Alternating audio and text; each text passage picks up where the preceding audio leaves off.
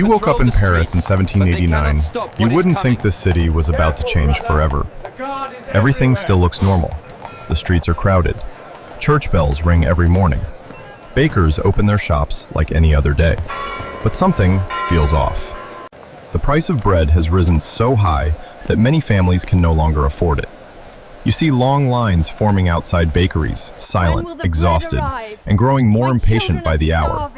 The conversations begin to change, no longer about the weather or daily work, but about frustration. You start to hear whispers about the king, about taxes, about injustice. At first, it's just talk, but then the voices grow louder. Crowds begin to form. Dangerous ideas begin to spread. And while Paris continues to live as if nothing is wrong, something is building beneath the surface. You can't see it yet, but in just a few days, this entire city will explode. Before everything changed, Paris in 1789 was the center of one of the most powerful kingdoms in Europe. The city was vast, crowded, and full of life, where hundreds of thousands of people lived, worked, and moved every day in a space that was tight, yet constantly bustling. You walk along cobblestone streets, where carriages roll endlessly, and vendors open their stalls early in the morning. Bakeries begin baking before dawn. The smell of bread spreads through the narrow alleys, mixing with the damp scent of stone, of waste, and of a city that has existed for centuries. From above, Paris appears orderly and stable. Bridges connect the crowded districts. Great churches rise above the skyline. Palaces and government buildings stand tall, like symbols of power and stability.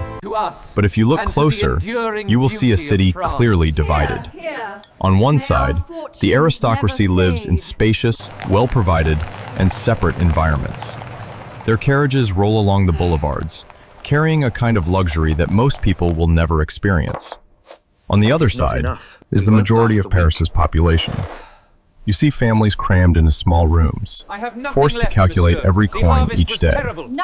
Work is unstable, prices are rising, and most importantly, food is becoming increasingly scarce. Paris is still functioning, markets are still open, churches are still full, but there is a feeling you cannot ignore, a quiet tension spreading throughout the city. And the most dangerous part is, no one knows what it will lead to. Imagine you were living in Paris in 1789. You wake up early, just as the first light of day touches the stone rooftops. The air is cool, but heavy. You step out of your small room, where your entire family may live, and immediately merge into the flow of people moving through the streets. The road beneath your feet is hard and damp. The cobblestones have worn down over time, slippery when wet. You have to weave through carriages, past vendors, past small groups of people gathered in quiet conversation. This city is never truly silent. You hear the sound of metal clashing from workshops, voices calling out, the steady rumble of wheels rolling over stone, and somewhere in the distance, church bells ring slow but constant, like a rhythm beneath everyday life. You feel hungry. You head toward the nearest bakery. But you're not the only one. A long line has already formed outside. Women holding baskets wait in silence. You can see the exhaustion on their faces. Not from a single long day, but from many days like this. You take your place in line. Time moves slowly. People begin to talk. No longer about ordinary things. They talk about the price of bread, about how it rose again yesterday, about how some people couldn't buy anything at all. You hear someone say quietly, "We can't keep living like this." No one argues, but no one responds either. You hold the coin in your hand. You know it might not be enough. Up ahead, the baker begins to turn people away. Not because he wants to, but because there is no bread left. The atmosphere shifts. It's no longer just waiting. It's tension. You receive a small loaf, lighter than you expected, more expensive than you can accept. But you buy it anyway. You turn away and notice that some people receive nothing. They don't leave right away. They stay, watching, and begin to talk. You keep walking, but the feeling stays with you. Something is changing. Not fast, not loud, but enough for you to realize that this normal life may not last much longer. At first, everything is just small changes. Conversations in the bread lines grow more tense. Complaints are no longer whispered, but spoken openly. You begin to hear more about taxes, about injustice, about how the upper classes seem untouched by what is happening in the city. Then the news begins to spread. The king has called for an assembly, a rare event, to deal with the kingdom's financial crisis. People call it the Estates General. Representatives from across the country are arriving, bringing with them lists of grievances, demands, and a hope that things might finally change. You are not involved in politics, but you cannot escape it. In cafes, in markets, in the streets, people are talking about representation, about the law, about who truly has the power to decide their future. Printed papers, pamphlets appear everywhere.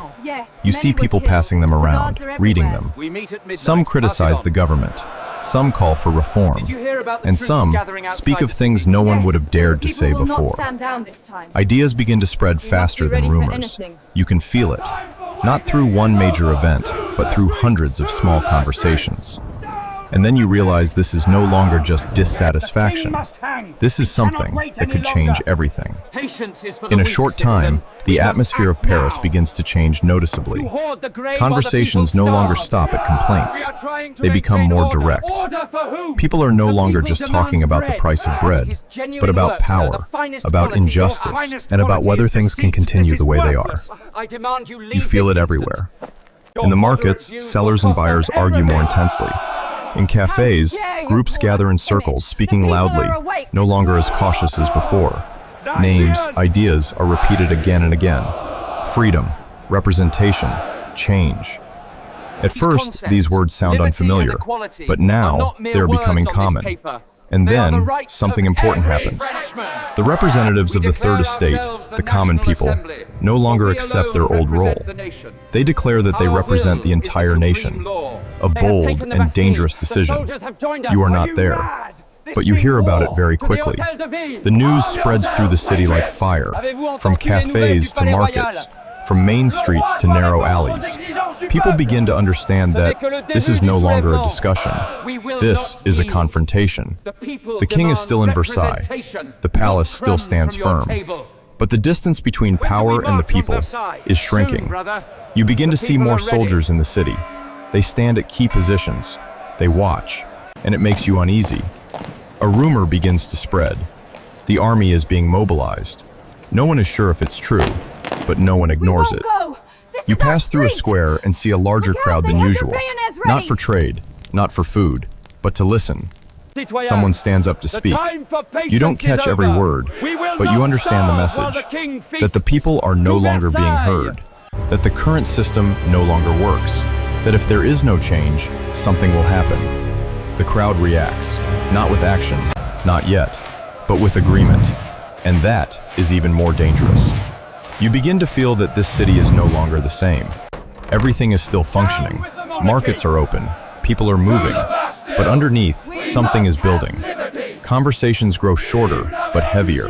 The looks between strangers feel more understanding, as if everyone knows, but no one says it. And then you realize the most frightening thing. It's not that something has already happened. It's that everything is moving toward a point where there is no turning back. And then, the moment comes when nothing can stay the same any longer. You don't need anyone to tell you. You don't need rumors. You can feel it the moment you step outside. Crowds appear everywhere. No longer small, scattered groups, but streams of people. They move quickly, speak loudly, and no longer keep their distance. The atmosphere shifts. It's no longer just tension. It's eruption. A message spreads across the city. There are weapons. Somewhere, there are weapons. You don't know exactly what's happening, but you see people begin moving in the same direction. No hesitation. No more waiting. You are pulled along. The streets are packed. Footsteps pound against the ground. Conversations turn into shouts. Sounds overlap unclear, but full of energy. You see familiar faces and strangers, but they all share one thing: determination. You move through streets that were once used for trade. Now, they have become a current of people. No one stands still. No one turns back. And then, You see it. A massive structure. Thick stone, high and heavy. The Bastille. It has always been there, but never like this. No longer just part of the city, but a target. The crowd stops, then moves forward. You hear shouting, demands, the pounding against the gates. At first, there is still some control, still a sense that things might stop. But then, something happens. You don't know exactly what. A gunshot, a reaction, and after that, everything changes. The crowd is no longer just a crowd. It becomes a force. They surge forward, they climb, they break through. The gates are attacked. The walls are no longer absolute barriers. You stand in the middle of it all. You are no longer just watching. You are part of it. The noise becomes overwhelming. The clash of metal, the cracking of wood, the shouting of voices. All of it merges into a sound you have never heard before. Chaos, but with direction. Time passes, but you don't feel it. There's only movement, only action. And then, the gates give way. Not slowly, but collapsing. The crowd floods in. The fortress, a symbol of power, is no longer untouchable. It has been taken. You look around. The people you saw before, the ones standing in bread lines, the ones speaking quietly in cafes, have changed. No more hesitation. No more silence. They have acted. And in that moment, you realize something. This is no longer dissatisfaction. No longer just words. This is, the revolution has begun. After that moment, Paris is no longer the same. You feel the change immediately, not just on the main streets, but in every corner of the city. People begin to speak differently. No more whispers, no more hesitation. They speak directly, they speak loudly. And for the first time, they speak as if their words carry weight. You see groups of people gathering in the streets, not to trade, but to discuss. About what just happened, about what will happen next. Some people feel hope. They believe that things are finally changing, that injustice can be corrected, that their voices have been heard. But not everyone feels that way. You also see fear. Those who once lived in stability, even if it was imperfect, begin to worry. Because when the old order collapses, no one knows what will replace it. You see it in their eyes. Uncertainty, a lack of control. Some shops close earlier. Some families limit going outside. Rumors spread faster than ever, about violence, about revenge, about even bigger changes coming. You change too. You begin to pay more attention, listen more, think more before you act. Because you understand that everything has begun, and there is no way to go back to how things were before. In the days that follow, Paris is no longer the city you once knew. Everything is still there, the streets, the bridges, the familiar buildings, but the feeling has completely changed. Power no longer stays in one place. You see it in the way people speak, in the way they gather, in the way they look at the old symbols of power, not with fear anymore, but with doubt. The Bastille has been taken.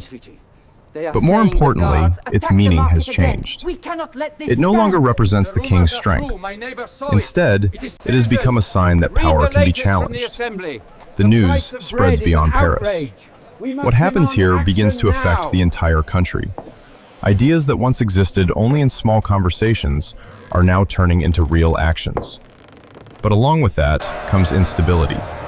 No one truly knows what will come next. There is no clear plan, no absolute control.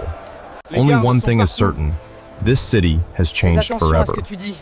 If you had truly lived in Paris in 1789, would you have noticed the moment everything began to change? Or would you have thought it was just another day? A longer bread line, a louder conversation, a larger crowd than usual? Because a revolution doesn't begin with a loud explosion.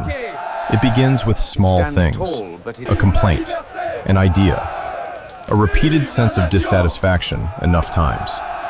You could have been there, walking past a conversation, hearing an opinion you didn't agree with or didn't yet understand. And then, just a few days later, everything changes. The streets you once walked become gathering places for crowds. Familiar structures become symbols of collapse, and ordinary people become part of history. Paris is no longer the same. And if you were there, you wouldn't just witness it, you would be part of Nous voulons it. du pain à la Bastille.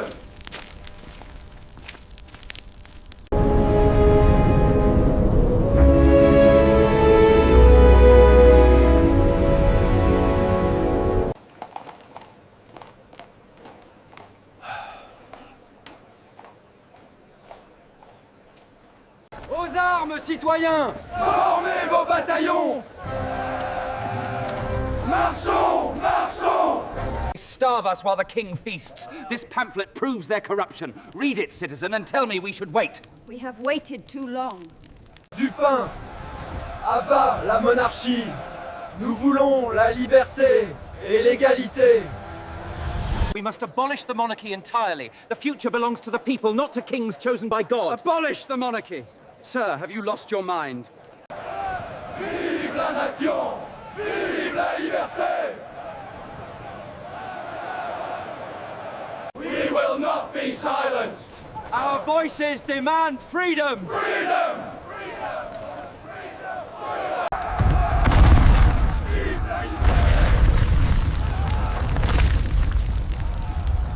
À bas la tyrannie! Liberté! Égalité! Fraternité!